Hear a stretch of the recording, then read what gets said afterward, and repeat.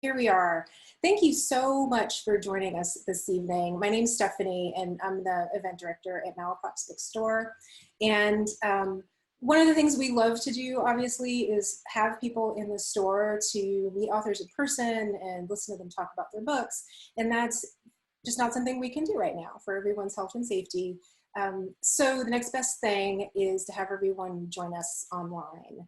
And we really appreciate you doing that with us this evening. We know that there's kind of this common misconception that people are just sitting around twiddling their thumbs during the stay-at-home orders, and that that's not actually true, that y'all have things to do. So we appreciate you spending some time with us this evening. And we also really appreciate all of the outpouring of support that we've gotten from our community as this has been going on. We're fortunate that way. A lot of people have been buying books and just sending us well wishes. And we've heard from people all over the country. And we really appreciate that. So one of the other things that we'd like to do this evening is give a little shout out to the efforts of SaveRestaurants.com. And I know Katie has been really active with that, and that may come up a little bit later as well, and we hope so. Indie bookstores, independent businesses in general, and local restaurants are vital to community. You know, these are the places that are not just in it for the money, but give back to where we live. And we know that you all know that, and we know that we can continue to be here without you. And what we're hoping is that the spaces that we love come out the other side of this, and that we can all join each other together again in our restaurant spaces and our bookstore spaces and all of the other businesses that we enjoy in our communities, that serve our communities, and that are just as much nurtured as nurturing in those communities. So I just want to throw that out there as well. And so a couple of housekeeping announcements. We're here on Zoom, and I suspect that a lot of us are pretty used to Zoom by now, but not everyone necessarily. And what we're going to do this evening is you've come in muted, and we need for everyone in the audience to remain muted throughout, and that's just so we're not picking up a lot of extraneous noise, and we can hear the folks who are speaking. But your video's on, and we'll leave that on so that the authors, if they want to look at the gallery view and see the audience, can see the audience, which is kind of a nice feeling to connect with the people that you're talking to. But you're also, of course, perfectly free to turn off your video. Some of you might be eating dinner and don't want to share that with the world, for instance. So feel free to do whatever you'd like with your video and just remain muted. And we will be using the chat function for questions. And if you have a question that pops into your mind at any point, you can go ahead and use the chat function at the bottom of your screen to type that out. And if you will just start your question with the capital letter Q, so that we know what's a question as opposed to just a comment that you might be making. Feel free to comment as well, or if you see somebody in the participants list that you know, feel free to say hi. That'll be great. So just start your questions with a Q, and we'll have questions. And then we'll also have a little time at the end for a Q&A where you'll have the opportunity to ask a question, and you can let us know if that question is for a particular person. So we'll be joined by 3 people tonight. Jennifer Lapidus, who I will be introducing in just a moment, who will do the introductions, and Melissa Martin, who wrote the Mosquito Supper Club cookbook and owns the Mosquito Supper Club. Pardon me. I didn't realize that would be a tongue twister until I tried to say it out loud.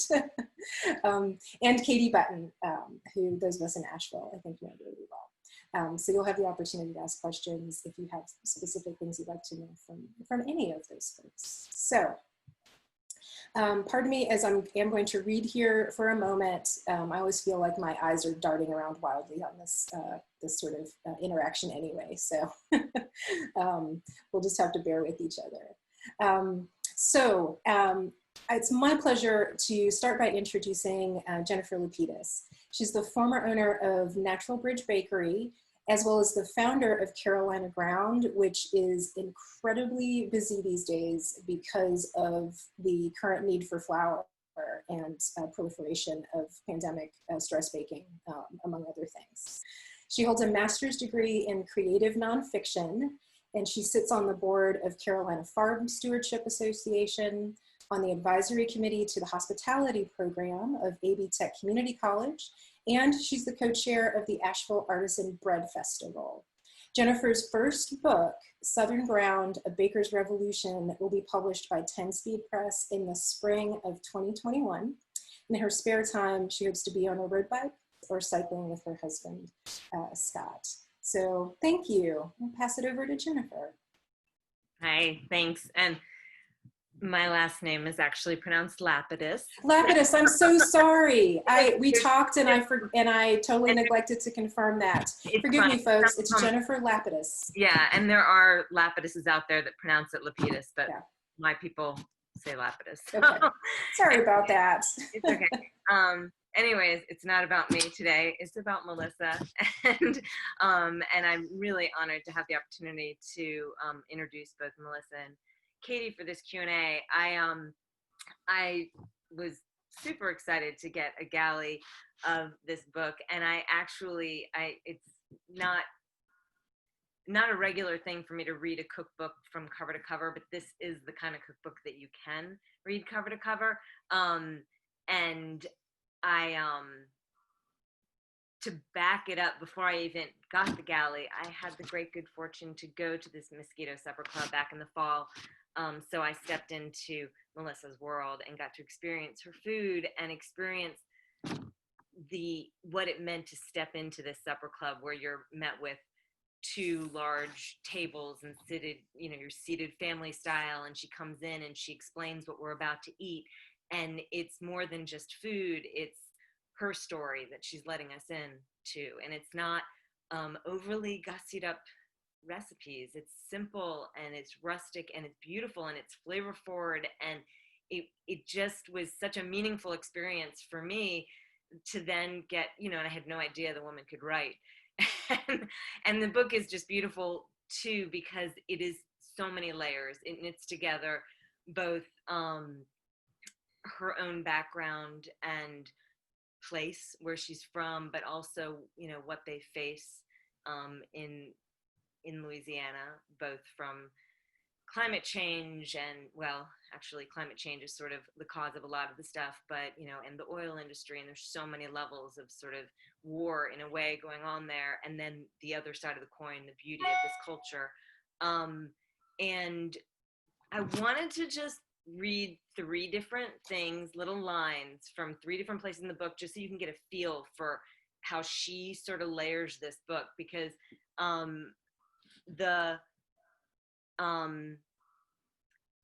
just 3 little quick things. When she talks about, because it's recipes, but then it's just like piled with all of this rich information, and some of it is like, like this one where she's talking about the seafood industry in Louisiana. As a consumer, it's easy to make changes, say no to imported seafood, say no to fast food, and make the connection to where you're eating and to what you're eating and where you're eating. Ask a restaurant the origin of its seafood. Dine at restaurants that can be trusted. When in Louisiana, eat seafood that is native to Louisiana. And and I didn't mention, there's also like incredibly beautiful pictures. One little line here later, she's talking about soft shell crab, which was kind of emotional too. Like somehow she brings that in, and there's just this one line that really stuck to me. The crab must free its entire body from its shell, even popping its eyes out of their protective coverings. If the crab fails to completely release itself and let go, it will perish. Its resistance to vital change will be its destruction. Like, really? That's so beautiful. Okay, one more line, and then I'm gonna, about her people and this land. We are part land, part sea, tethered by marsh. we're the bridge from the past to the present, holding the land and sea together. We're a history book unfolding, and the unfortunate test subjects. We aren't just, I'm going to stop reading, but I wanted you to just get a feel. And that's not even the recipes, which I'm literally planting okra tomorrow because of this beautiful cookbook. So anyways, that's my like waving the flag because I so enjoyed it. But it's really neat to have Katie doing the Q&A with Melissa, because another layer that you will get from reading this book is what is Louisiana culture and Cajun and Creole, and it is layering of cultures. And so the Spanish settlers are part of that, the French settlers. And so Katie, how I'm assuming all of you know, but I honestly don't know if everybody here is from Asheville, but Katie is an institution. She was such, I've been in the Asheville area for like 30 years, and Katie coming in and bringing her caliber of culinary art to our town has really lifted everybody up. And so she's, of course, a semi-finalist of James Beard for Katie, I apologize. I think it's Best Chef of the South, but it might be like Best Chef of Grand Poobah. Like, no, you did good. Okay, okay. I meant to check, but anyways, so she's really helped put us on the map in a lot of ways with the culinary world. So I'm going to step out and let these two women take it from here. So thanks. Great. Well, I am, really excited to be here and to meet Melissa. And I have not had the pleasure yet to go to the Mosquito Supper Club, but I want to echo, just what Jennifer was saying, that when I was looking, I have my book here, but when I was looking, yes, Melissa, I'm glad that you have one there too. And I was looking, when I started reading the book, I was blown away not only by the recipes, but really it is the storytelling and just the point of view that Melissa has that is fascinating. And I'm very excited to be able to ask her all the questions that came up while I was reading it. So, well, I'm excited too. I've been sending people to karate for forever, and every time the Beard Awards come around, I say, "Oh my God, are you kidding me? Like, Katie should have an award already." And I've been saying you're one of the best chefs in the country, and I think it's because I'm so drawn to the simplicity of the food at karate. Because it's very much like the Cajun food that I serve, that you have these great ingredients and you're sort of nudging them on the plate. You don't need a lot when you have like good octopus and mashed potatoes. Something so simple like that is just so incredible. So, and this book sort of journey happened because, I was in karate one day and I was looking at your cookbook and I loved it so much. And I was like, oh, Genevieve Coe worked on it with you. And I actually cold called Genevieve Coe and was like, hey, I want to write this cookbook. And then she was like, do you have an agent? And I was like, no. She's like, okay, well, first let me give you my agent's number and at least talk to her. And so she led me to Leslie Stoker, who became my agent. And then Genevieve worked a little bit with us on the book in the very beginning. And so, it's all connected right now. So it's exciting for me. That's amazing. I love that story. So for everybody who's on with us and watching, again, if you have a question, feel free to throw it in the chat section if you open the Zoom chat function. And I'll just keep, as I'm asking Melissa all of my long list of questions, if I see one pop up that we need to interject, I'll just throw it in there. So feel free to throw in your own questions. But let's just start. And Melissa, why don't you tell us a little bit about Mosquito Supper Club, the place first? Okay. So first and foremost, we're not a pop-up, we're actually a restaurant. That's like one of the things we have to always tell people.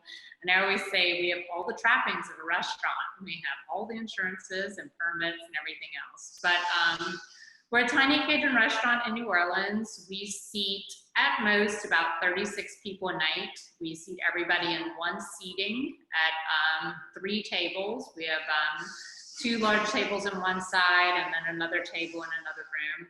and we do a Cajun tasting menu. And when people you normally think of tasting menus, they think of tiny portions on plates. And we go for more of like what you would get if I could take you down to my mother's house or my aunt's house on a Sunday. So we, instead of serving you a really tiny, pretty thing, we give you a whole pot of gumbo in front of you that you're to share with the people around you.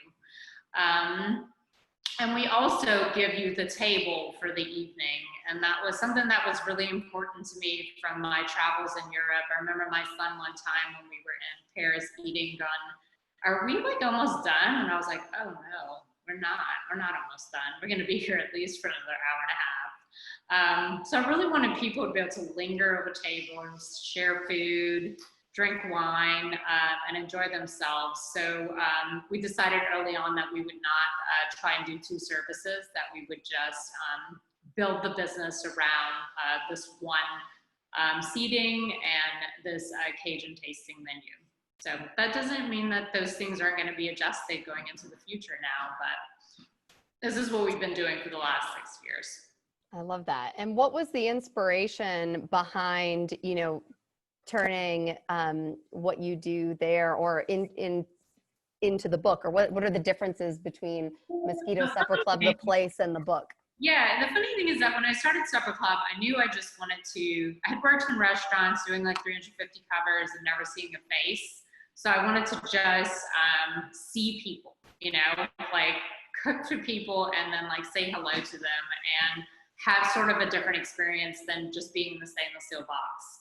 And so I built these tables and was like, okay, I'm gonna do like a supper club. Because in the very beginning it was a pop-up.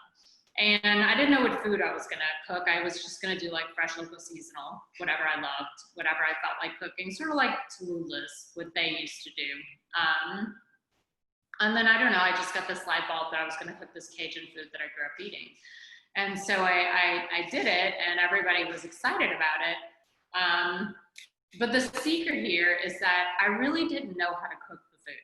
I knew how to cook and I could cook really delicious things, but it didn't taste the way I wanted it to taste. And so that became a journey of figuring out how to cook this food so it would taste like my mom's or taste like what I remember growing up.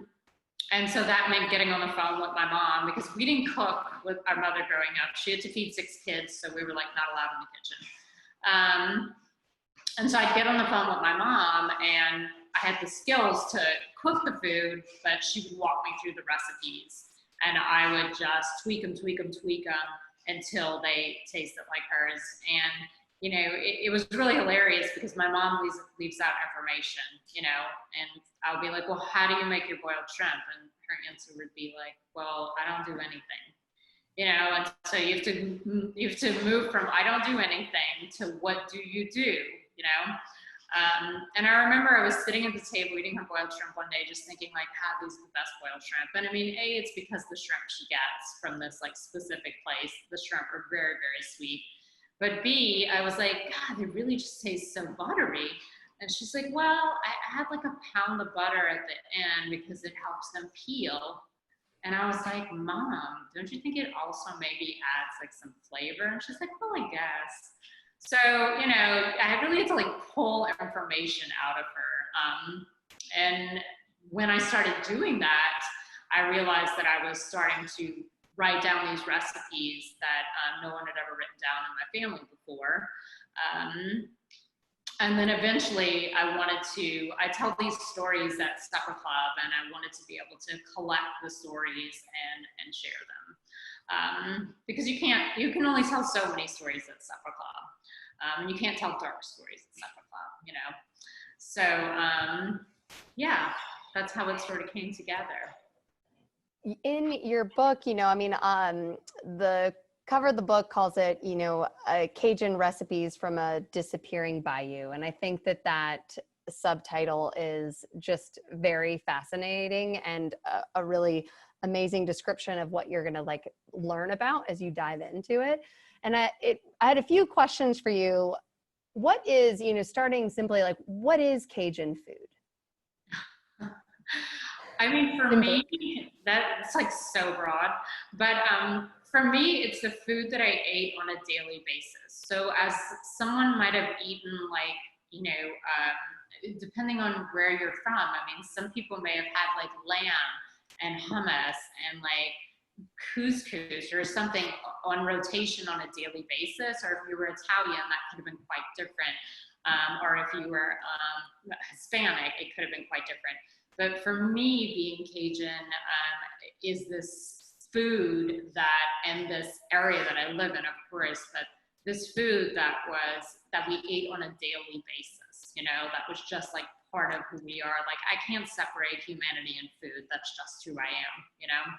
And this food was so linked to how everyone made a living.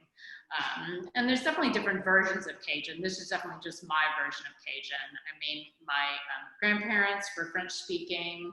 My parents both grew up with French speaking families and spoke French. And the food that my mom cooked is the food that her mom cooked and then their mom cooked, you know, and there's a lot that has changed on the bayou, but the food has just remained the same, which is sort of amazing. They're so cut off from the world that it's just, you know, it's like a museum down there with food, which I think is incredible, you know, if you can like hold on to it. And so here at the restaurant, even though we do like throw in things that we feel like cooking, we always have a couple of main dishes that are definitely like something that I would have had on a Monday or a Tuesday, just this like basic rotation of Cajun dishes.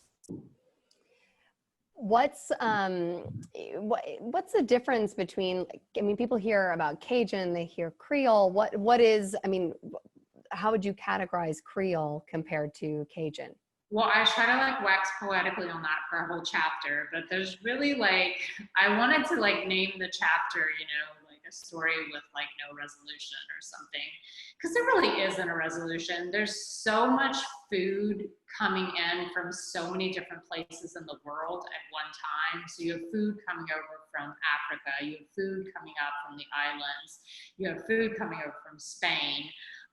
You know, you have food, you know, it's just like different ingredients coming from all over the place. I mean, one of the things that people say is that Cajun food was cut off from the city, so we had less ingredients. So it was different from Creole food that was being,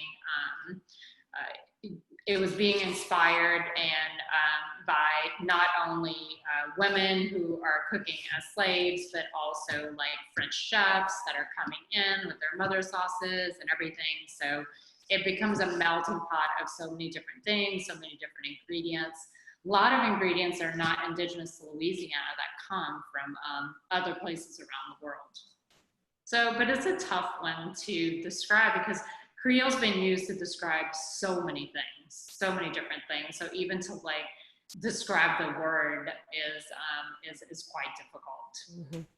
I mean, one of the main things people say is that Cajuns don't use tomatoes. Like if you're making a jambalaya and it's Cajun, it's a brown jambalaya, there's no tomato on it.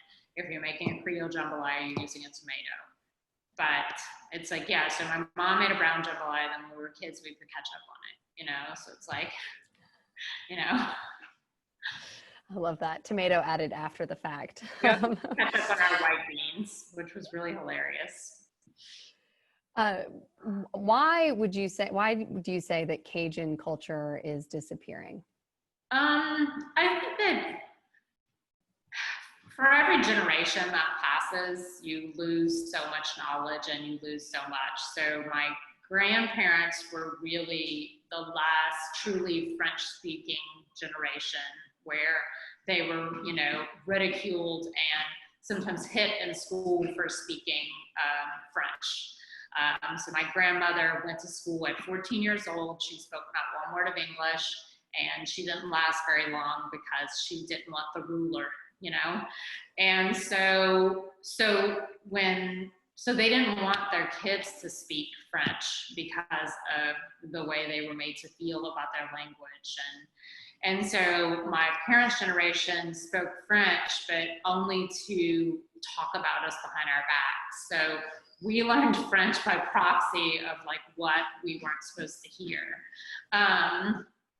And so the language is gone. I mean, there are definitely people that are trying to bring it back, but it's certainly weird whenever I go to France and I know that French is the language I'm supposed to know, and I can't speak it, you know?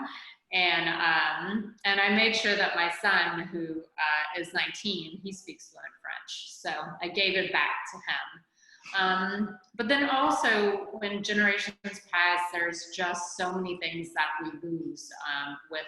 So I think that when my parents' generation goes, there's just gonna be like glimpses of what was sort of left. And you know, the seafood industry is still there, but it's changed so rapidly. A chef from New Orleans called me 2 days ago looking for #1 hard crabs. And I told him, I said, you're not going to be able to get them because everyone down the bayou sells them to Maryland because that's where they can get the highest price for them.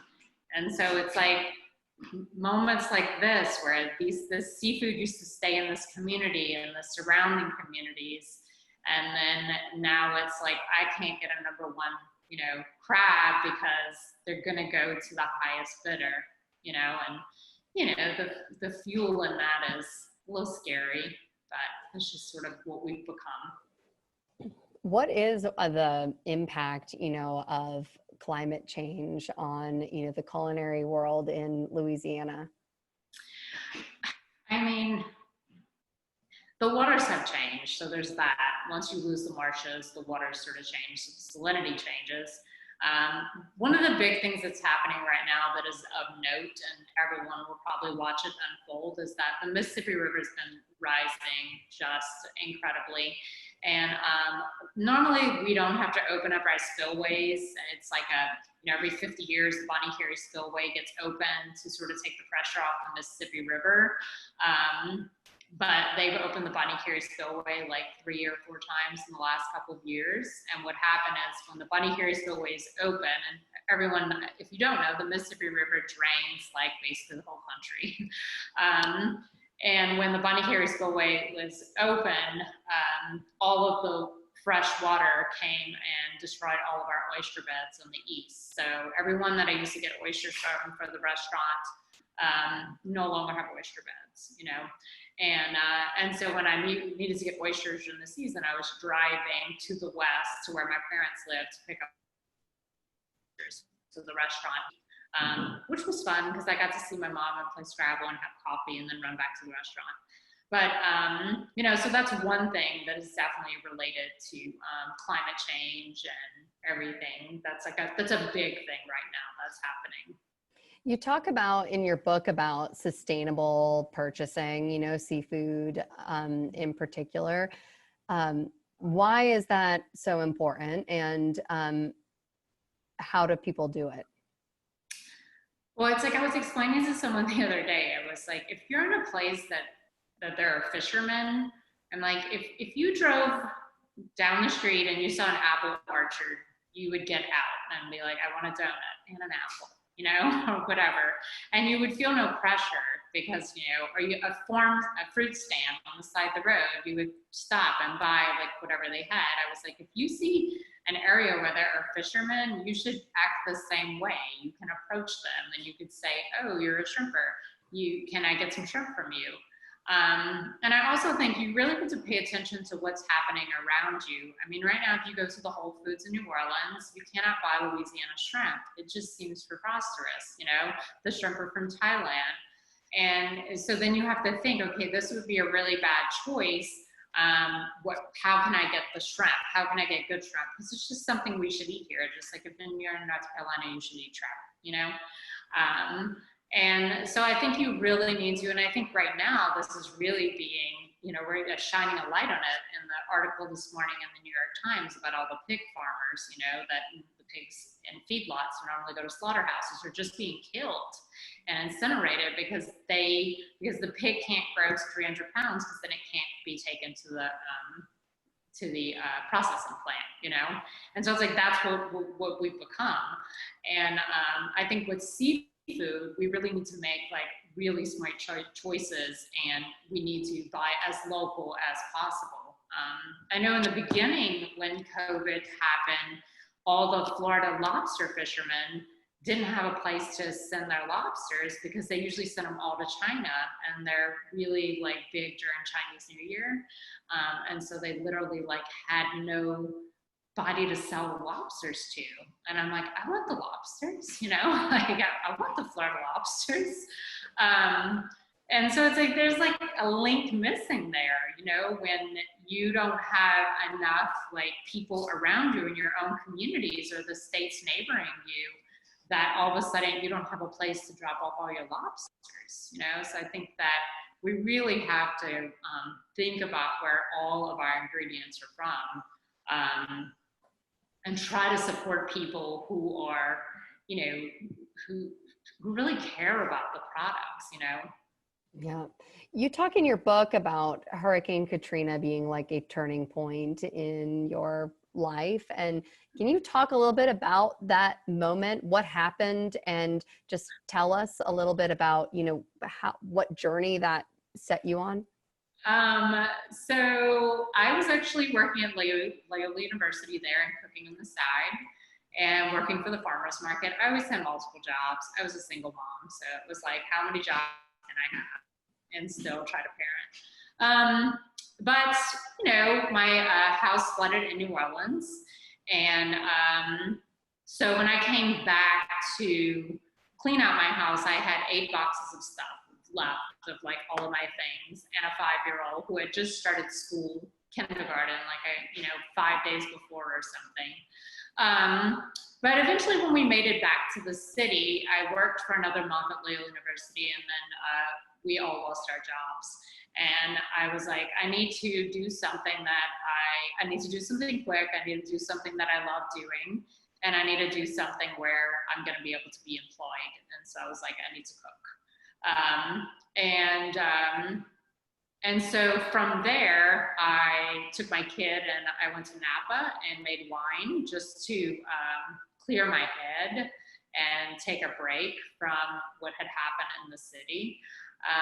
And then made some connections there and was able to get on with some great chefs. I worked with an incredible chef in Napa who has a Michelin star now. And I always say that that was sort of my education. I didn't go to culinary school, but working with these insanely seasoned chefs, they taught me everything that I would use in the future. And then eventually, you know, I would come back to New Orleans and open a couple of restaurants and work at different restaurants. But it was definitely the turning point. And definitely at that time in Napa, reading Cooking by Hand by Paul Bertoli definitely changed my life and the way I thought about food. And I felt just like someone was talking to me the way I wanted to talk about food. And that book, and then Ronnie Lundy's book, definitely gave me permission to tell my stories in a cookbook. Like those 2 books were so like pinnacle in telling me that it was okay to tell all these stories and put recipes in them. Because I always say the restaurant, the recipes, everything is incidental to the story. You know, the story is what's important, and the story unfolds through food and through recipes on tables. But you know, it all comes back to the story that I'm trying to tell. Being a mother, you know, and trying to, I mean, what was it like juggling that? I have a 5-year-old now, so I can't imagine doing everything that you did at the time that your child was 5. So tell me a little bit, like, what was that like, you know, start out in the culinary industry and trying to do all of this at the same time? Well, I had a child when I was a senior in college, so it wasn't planned, obviously. So I kind of grew up with my son. But one of the things I remember the most is I was working at the Lark Creek Inn in Marin County, one of Bradley Ogden's restaurants. And I had to get babysitters for my kid, and I would go and drop off Lucian at the babysitter, and then I had to clock in for my job, and then and then take a break for 1 hour because it was going to be a really long shift, and because of the California laws, so you had to clock in and then take this break. And I was always so angry because then I have to pay for that extra hour of childcare. But at that time, I was basically paying my childcare all the money I was making. I think I was making like $12 an hour as a line cook or something, trying to learn and just trying to like piece together, you know, having a child and trying to learn. I think that if it's crazy the way our industry works, because I really wanted to be a pastry chef and I really love pastry, but I couldn't be a pastry chef because of the pay disparity, you know? And so I was like, I have to be a chef because I can't afford to be a pastry chef because I'm a single mom, you know? And so it's like, I coveted the pastry section at the Lark Creek Inn while I was over on Grill, you know, with a whole bunch of, you know, men that weren't treating me so nicely. But anyway, I mean, it was hard. I mean, I've had people that have helped me along the way. I had a great roommate in New Orleans that took my kid to school for me and picked my kid up because I was already at work whenever Lucian had to be at school. And then I was already, you know, I was at work when Lucian had to be picked up. So I definitely had to rely on a lot of people that helped. And when I opened my first place in New Orleans, at Suma Cafe with Cassie Diamond, when I would get home from work, I basically would eat and try to do something nice with my kid and then fall asleep, you know? So those were definitely, those were rough years.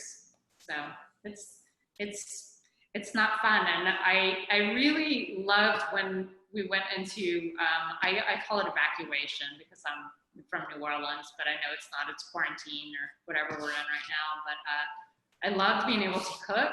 And when my son came back from Asheville to New Orleans, I got to just keep cooking him all these meals. And that was like whenever you cook all the time in a restaurant, you don't cook at home, you know? So it's been really great many years later to be able to actually cook for him and sit down and have meals with him and really enjoy it. That's amazing. What if there is, so going back to talking about, oh, actually, this is a good question. Does your son like to cook? This came from the audience. You know, he knows how to feed himself, and he knows how to roll sushi really well. He's really into Japanese food, which is really great. Right now, he doesn't want to cook because he's living in the studio underneath my house. So, you know, he's like, what do you mean you're at work? But he definitely has a lot of skills, and he is, I would say, unfortunately, he's kind of a food snob. I did that to him. But he knows how to cook. He knows how to feed himself. That's great. If, you know, when people buy your book, what's the first recipe that you hope that they make? I always want them to make the basic things that we had all the time. Those are the recipes that resonate with me the most. So boiled shrimp spaghetti. If it's okra season, the shrimp okra gumbo. If you're in North Carolina, you guys have great shrimp. So you can get something that has like a lot of flavor. All shrimp is not made equally, you know? So you really want to get some shrimp that's going to have some flavor in it. Like those are really great recipes to try. The shrimp jambalaya, we had jambalaya every week. It's one of my favorite things to eat. Beans, cook some beans, cook a pot of beans and make yourself some fried fish or some pan fried fish. That was just like a basic meal that we had all the time. What's a recipe that is like most representative of your childhood? Like shrimp spaghetti, shrimp jambalaya, shrimp okra gumbo, chicken gumbo. You know, it's just the things that was always, if I drove to my mom's house right now, which I can't, if I opened up the fridge, like one of those things would definitely be in there, like no questions asked, you know, or the freezer, you could pull out one of those things. That's wonderful. So some other questions. You talk about, you know, I read this line in your book where you mention the Cajun Encounter tour bus and feeding marshmallows to alligators. And it stuck out to me because I thought, I want to ask her deeper what her thoughts are. I mean, first of all, I didn't know that you could go get a tour and like feed marshmallows to alligators. And is that a real thing? And I mean, and do you, like, what are your thoughts about those things and how it impacts people's feelings about Cajun culture and food and the area? I mean, what are your thoughts on that? You know, well, I always say one of like the impetuses to start Supper Club was that whenever I'm traveling around the world, if someone invites me in their home and cooks me a meal, that is like the moment where you actually get to experience someone's culture. It's happened to me in Italy before and other places, and those are the moments I remember where, like, you know, a woman cooked me the food that her mom cooked her and talked to me about this place I was in, Fipisano, you know, in the middle of nowhere. And I think that what culture is and traditions are, it's so subtle. When you visit a place, when you can notice these subtleties, those are the things that you want to absorb. Getting on a tour bus and going out into the swamp with a whole bunch of strangers and having alligators come to the boat because they like marshmallows now, that's not Cajun. Yes, you're gonna get to see a beautiful swamp, but you know, there's something really weird and creepy about it. You know, it's some parts of culture and traditions you can't get behind the veil, and that's okay too. But yeah, those tours are really weird. Who do you hope buys your book, you know, and what do you hope that they learn from it when they do? Well, I hope everyone buys the book. Of course. At all your local bookstores. I think that anyone that's interested in learning about another place, I want people to see this tiny bayou in this place that I grew up in a way that you would see a tiny place in Europe, a tiny place outside of Basque Country. You know, there's like a Mickey Mouse version of Cajun, you know, but this is like not that version. This is the subtle version. This is the real version. This is, my brother Lance calls it our so-called Cajun life. You know, it's something that is, it's simple, it's subtle, but it will let you into what it felt like to grow up there. There was another good question from the audience. Did you ask your mom to review your book or the recipes? I did not ask her to review the recipes. She was sort of with me through the whole book. I spent 3 months living with her in separate times, but my parents have been married for over 51 years. They're about to be married 52 years in July. And they've been living in the same house that I grew up with my 5 siblings. And so when I actually went home to sort of immerse myself in the rhythms and to be able to write, I stayed in my childhood bedroom. So, which is really hilarious and weird. But my mom helped me the whole way. And if it was something just us sitting down while she made something to eat and me taking notes, and or me reading her something to make sure that I wasn't exaggerating something or whatever. I can tell you that no one is happier that this book is out than my mom, because also me and Denny, my photographer, spent countless days there and slept there, and you know, we were so invasive. But it's what needed to happen to really immerse ourselves in the culture. Another thing is pretty much all the good photos in the book of the food. My mom cooked the food. So she would drive to New Orleans with like bags of Tupperware containers of food. And she was like, you know, I guess you would call her my food stylist.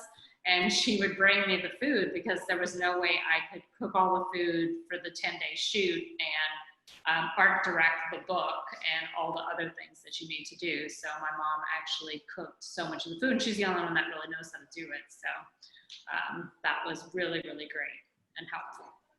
That's great. How is this current situation, you know, and affecting your business? You know, how are you feeling? Well, I mean, I told like my restaurant manager today, I was like, I kind of, I had like a 5-minute pity party for myself, but like, I really like, you work on these books and you work on building a restaurant for so long that, this is sort of like a pinnacle moment that even though it's out in the world, there's no like release. And with the restaurant, we were obviously going into our best season where things were just sort of coming together.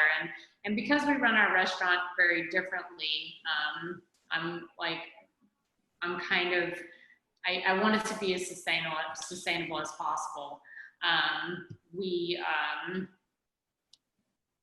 We have had to build this restaurant from scratch. I took the restaurant motto and kind of threw it against the wall and see what I could come up with, and so no tipping in the restaurant and things like that so that I could pay everyone $18 an hour and up. And so we really were going into a great place where we couldn't wait for the book to come out and put people in seats and just enjoy it and enjoy how hard we've been working.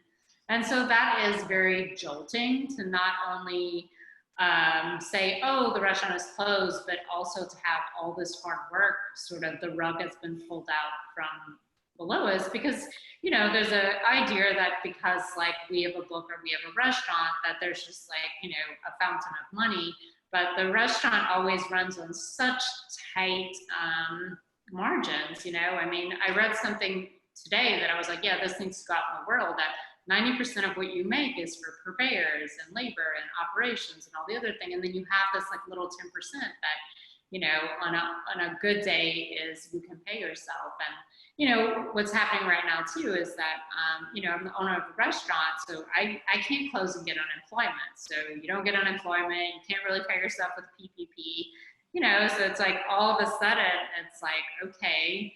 And I think the worst part of it has been trying to navigate it with employees because, it's been a really painful process for people once they leave and then they're on unemployment and then you're asking them to come back. So that's been really hard.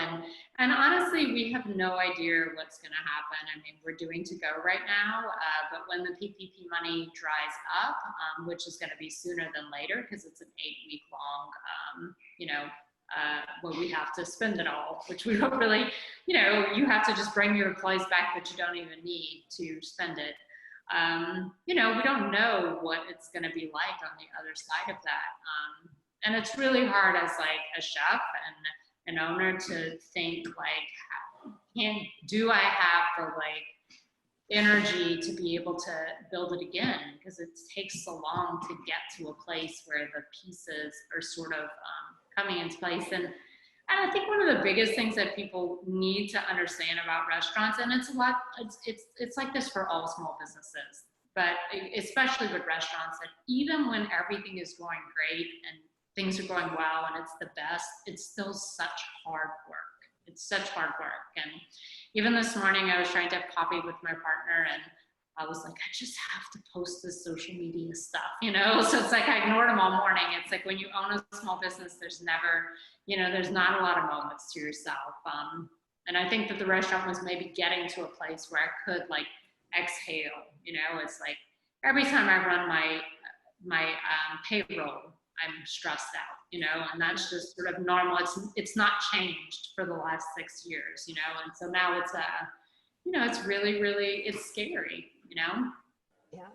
Yes, I hear you and understand for sure. Well, I mean, and in the meantime, I think we're all, dreaming of being able to go and visit you at the Mosquito Supper Club. I mean, for now, it's wonderful that we can buy your book. And do you have any recommendations for people on cooking while they're at home in quarantine? And like, just, of course they should get your book, read it cover to cover, but because it's amazing and the stories are wonderful. There's some really great recipes in the book that you can start in 10 minutes and, feed a large group of people. Most of the recipes take time, so now is a good time to be able to mess around in your kitchen. I mean, for the first couple of weeks, I made sourdough like every other day. I made sourdough bread, and I definitely had a moment where I ran out of flour and was like, oh no, like, what am I gonna do?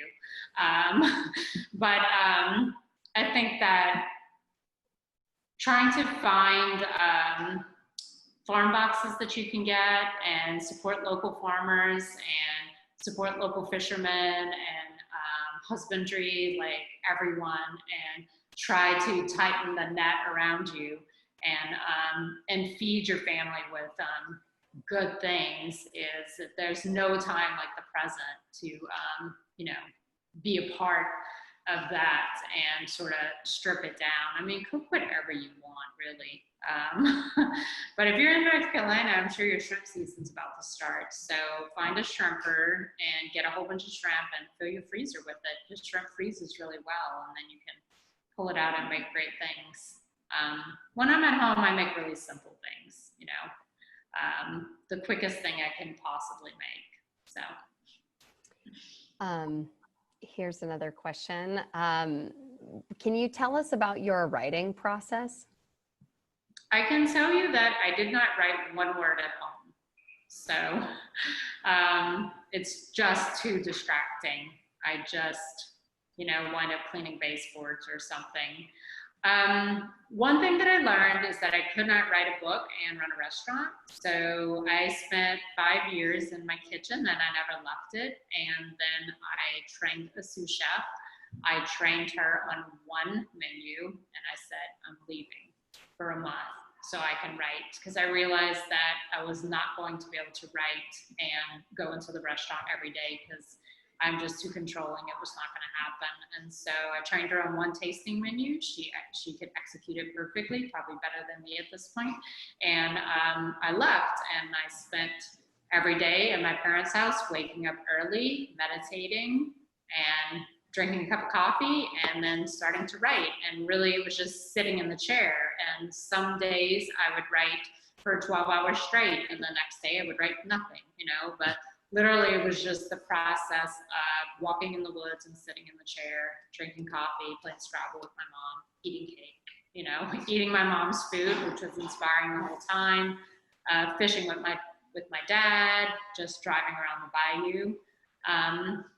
And it was only in the times that I cloistered myself away from the world. I spent a summer being a pastry chef on a tiny island in Iceland called Flatty Island near the West Fjords. And I took the job so I could be in the middle of nowhere where my phone didn't work and I knew I'd be able to write. So I lived in a room that was the size of like a bathroom, and I was a pastry chef like for 12 hours of the day, and it was light all the time, so it never got dark, and so I was able to write when I got off. And so it was just times when I like completely stepped away from the world that I was able to make it happen.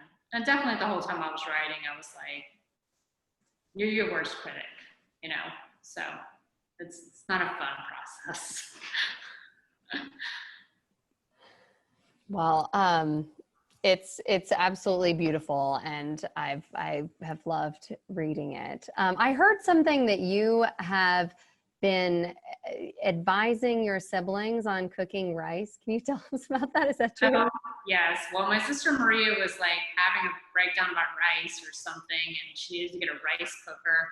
And my mom and my grandmother cooked rice the way, and this way I put this recipe in the book, the way you boil pasta. So start a pot of water, salted water, add your rice and cook it for 12 minutes if it's white rice, and then strain it. And then if you're stressed out in the process, just like with pasta, you can eat one and be like, oh, it needs more time.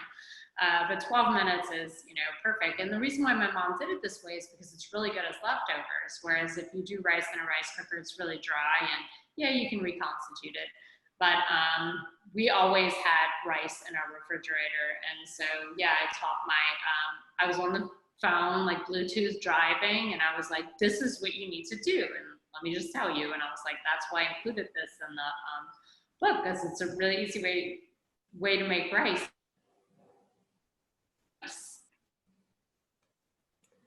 That's fascinating. Well, is there anything before, I mean, we'll obviously see if others have questions for you, but is there anything that you want to make sure that everybody knows about, you know, Mosquito Supper Club, and just your thoughts on? I mean, I think that what we created here in New Orleans at Mosquito Supper Club was something different as a restaurant. It was something different. We sort of tried to crack the model open and figure out how to make it work for us financially, how to make it work sustainably, how to layer in story and art and all the things that were really important to me. And I think that for a long time, it had a lot of momentum and it worked. And I think the book is not only the result of the restaurant being successful, but passion. And I hope that there is a future for us in the city of New Orleans and a future for so many restaurants. I can't imagine. I mean, I travel for food, you know. I went to Heartwood and Tulum because of that story in the beginning of the cookbook, this like impetus to jump, you know. And I think me and my family feel the same way. You know, we wind up in a country across the world for a restaurant or for food. So to think that so many people are suffering, and to think that so many people may have to throw in the towel is it's really, really sad. And none of us, and I think the worst part is that we have no one knows, you know, nobody has an answer right now. And I think that's the hardest thing. So, so if you can support restaurants in any way, and certainly buy the book from your local bookstore. I had to explain to my mom the other day that Jeff Bezos is the richest man in the world, and I'm from Chauvin, and she needs to stop sending people to Amazon. So, yes, that's great. Yeah. Here's another question from the audience. Somebody was wondering if you know, when you will feel comfortable opening the supper club. I don't know. I mean, New Orleans is tricky, as we can see around the world. People are opening and then having to close again. So I think I'm gonna have to, my staff's gonna have to feel comfortable, and then I'm gonna feel comfortable before we can make that leap. And I don't know if the people in New Orleans feel comfortable yet either. So it's scary here, you know? Yeah. So we shall see. I mean, I would love to say, well, we're going to open tomorrow night because that's what I want. But, you know, what you want and being responsible are, I guess, two very different things. Yeah. Well, I love that for now, you've given us a very clear way to support you. Buy the book through Malaprops.